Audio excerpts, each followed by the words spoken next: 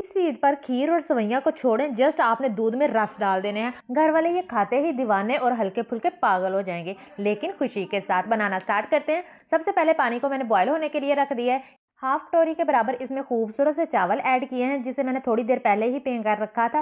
Beautiful चौलों को हमने full cook ही करना है, तो अच्छी तरह से जब कुक हो जाएंगे आपने उतार लेने हैं और पानी स्टेन कर लेना है। तो चावलों को मैंने एक कटोरी में निकाल लिया है। अब एक ब्लेंडर में डालेंगे। चौल ऐड करने के बाद हम इसमें रस ऐड करेंगे। 3 से 4 अदद मैं इसमें खुशमजाज रस ऐड करूंगी। इसको मैं थोड़ा तोड़ तोड़ कर ही ऐड करूंगी।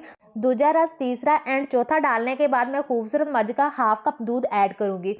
अब इस पे लिड लगाकर उबले चौलों को और रस को ग्राइंड कर लेंगे अच्छी तरह से। उसके बाद प्यारी सी एक ब्लैक रंग की कढ़ाई लेनी है। उसमें आपने हाफ कटोरी के बराबर चीनी ऐड करनी है। प्यारी सी चिट्टे कलर की चीनी ऐड करने के बाद आप अच्छी तरह से चम्मच चलाते जाएंगे ताकि चीनी जो है वो नीचे ना चिमड़े। मैं स्पैचुला में सर चलाती जाऊंगी। चीनी मेल्ट होना स्टार्ट हो चुकी है। हमने चीनी को कैरामलाइज करना है। जैसे ही कैरामलाइज होगी आपने फौरन से इसमें दूध ऐड कर देना है। जैसे ही मैंने दूध ऐड किया, दूध ने तो छलांग मार कर नीचे जंप कर दिया। आपने ये गलती नहीं करनी। आपने थोड़ा थोड़ा करके दूध ऐड करना है, क्योंकि कैरामलाइज में जब दूध ऐड करें या पानी ऐड करें ना, अगर ज़्यादा ऐड करते हैं वो बाहर पुड़ कर आ जाता है। या फ्लेम स्लो करके ऐड करना है या थोड़ा थोड़ा करके ऐड करना है। अब चौलों को और रसों को हमने ग्राइंड करके रखा था, वो मिक्सचर इसके अंदर ऐड कर देंगे। तो ऐड करने के बाद आपने मुसलसल जो है वो चम्मच चलाते जाना है, कोल खड़ोकर ही बनाना है।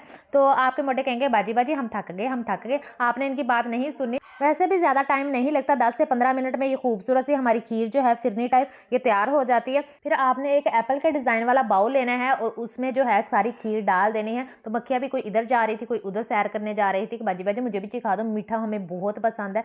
मैंने कहा थोड़ी देर बाद आना, ये ठंडी हो जाए। ऊपर में थोड़े से बादाम भी पक दूंगी, जिसे मैंने शॉपर में डालकर कोट लिया था। तो ये है इसकी फाइनल लुक। आपने ठंडा करके इसको सर्व करना है।